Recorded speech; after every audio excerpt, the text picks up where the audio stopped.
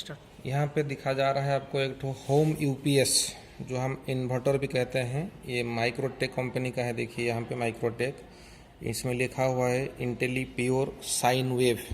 बहुत प्रकार का वेवलेंथ में आता है। नॉर्मली हम लोग हाउस होल्ड अप्लायंसेस जो चलाते हैं, प्योर साइन वेव देख के लाना है। इस चीज़ को हम समझते नहीं हैं और मार्केट में जो सेलिंग करते हैं वो लोग अपना मार्केट प्रॉफिट्स को मद्देनज़र रखते हुए आपको समझाते नहीं। और रेट कम पे अगर आप जाना चाहते हैं तो सेम स्पेसिफिकेशन होगा। जैसे कि देखिए मॉडल नंबर ACBZ 1100, इसका मतलब हो गया 1100 वाट का ये है। तो साइन वेव जो दिखा रहा है, इसी 1100 वाट कैपेसिटी में अगर साइन वेव नहीं होगा तो अगर मान के चलिए इसका रेट अगर आपको 25 से 30 हज़ार में मिल रहा है, इसी का रेट से मतलब प्योर साइन वेव से अगर प्योर साइन वेव नहीं होगा तो कम से कम 4-5 हज़ार का आपको फ़र्क आ जाएगा उसमें।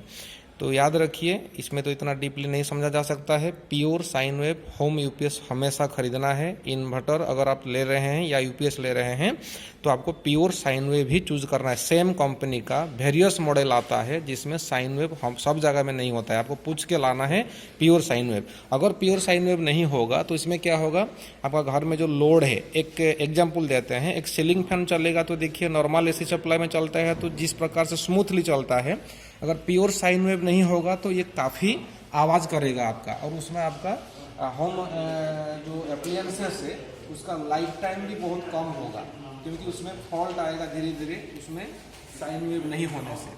अब देखिए इसमें एक फॉल्ट आया है, इसका अंदर हम इसको अभी रिपेयर कर रहे हैं। ये हो गया आपका ट्रांसफार्मर। तो ट्रांसफार्मर का काम इसमें डुअल काम करता है। ये जैसे ही लोड रहता है, मतलब लाइन रहता है, पावर सप्लाई रहता है, तो ये ट्रांसफार्मर क्या करता है, आने वाला सप्लाई को स्टेप डाउन करके फिर इसको डीसी में, ये जो इलेक्ट्रॉनिक्स कार्ड है इसका, जो इन्वर्टर कार्ड है, इसमें डीसी सेक्शन एसी सेक्शन दोनों है। इसमें इन्वर्टर सेक्शन भी है, कन्वर्टर सेक्शन भी है।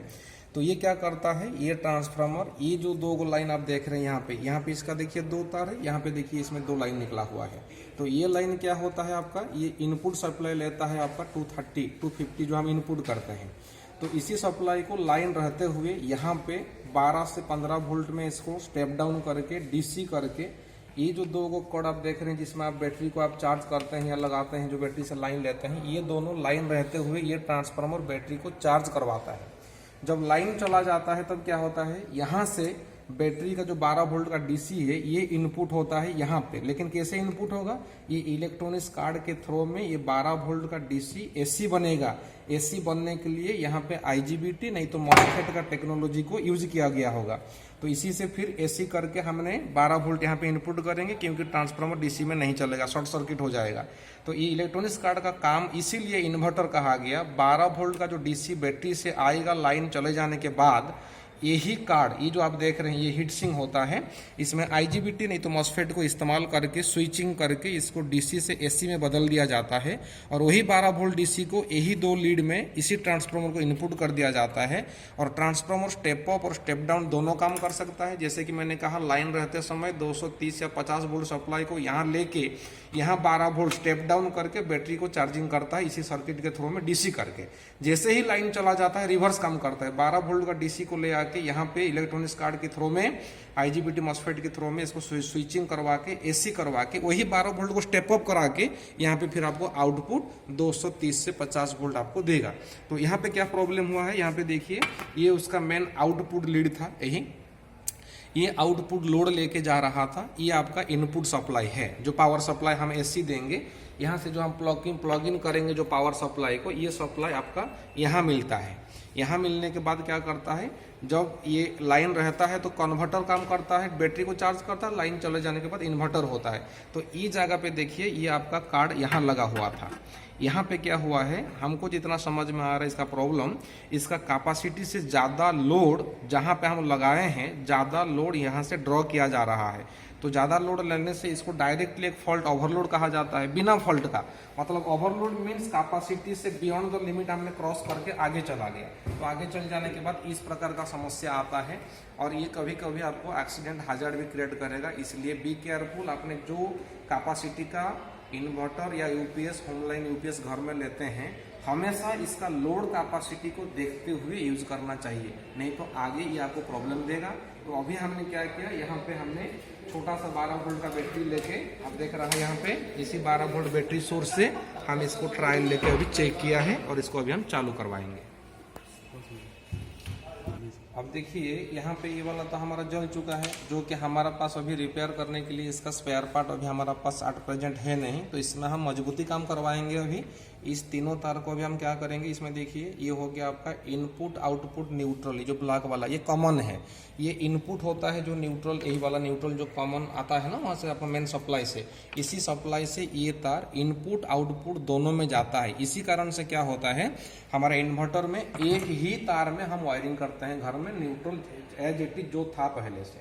और जो रेड वाला तार है ये इसी इनपुट का फेज है, जो मेन इनपुट होता है आपका प्लग इन सप्लाई, और ये जो येलो वाला होता है यही आपका इन्वर्टर का सप्लाई आउटपुट होता है। लाइन चले जाने के बाद बैटरी 12 वोल्ट यहाँ पे 220 से 30 बन के इसी पीला वाला तार पे आपका आउटपुट होकर लोड में जाता है।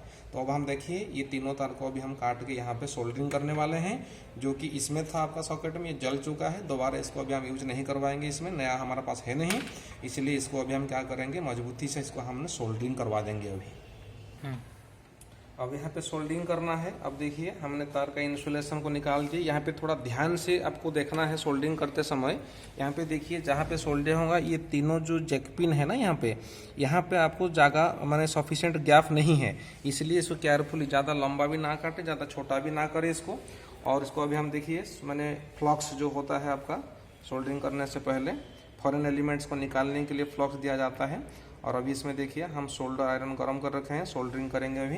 तो इससे पहले थोड़ा तार को पहले सोल्डरिंग करवा दीजिए, ताकि ये सिंगल कंडक्टर हो जाए, सॉलिड कंडक्टर जैसे बन जाए, ताकि ये आराम से जिस बेसमेंट पे फिट करेंगे वो क्विक फिट हो जाए वहाँ पे। इसलिए पहले से इसको हमने सोल्डरिंग कर लेते हैं। और यही सेम चीज़ हम इसका जो जैक पिन दिया था पहले से, उसी जैक पिन में भी थोड़ा हम सोल्डरिंग करेंगे, जिससे पहले हमने फ्लक्स अप्लाई करके रखे थे। अब देखिए यहाँ पे हम थोड़ा यहाँ पे सोल्डरिंग करवा देते हैं, ताकि इजीली ये तार आपका कनेक्ट हो जाए वहाँ पे। और यहाँ पे अगर आप लूज कनेक्शन करेंगे तो आपने सोल्डर देखा हीट टेम्परेचर से मेल्ट कर रहा है, यही प्रॉब्लम फिर यहाँ पे होगा, दोबारा खुल जाएगा और आपको दिक्कत करेगा, आपका सप्लाई भी नहीं जाएगा, प्लस शॉर्ट सर्किट होने का भी चांसेस बहुत ज़्यादा है। इसलिए इसको ध्यानपूर्वक आपको सोल्डरिंग करते समय स्पेशल केयर आपको लेना है। अब देखिए यहाँ पे हमने अभी सोल्डरिंग कर रहे हैं इसको।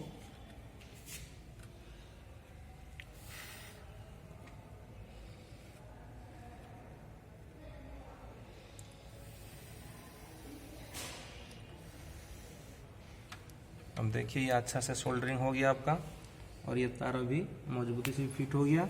और इसमें हमने गैप कम होने के कारण से सेफ्टी के लिए कुछ भी पीवीसी इंसुलेटेड स्लीव का हम इस्तेमाल करते हैं। आप अपने हिसाब से जो मिलेगा आप कर लीजिएगा।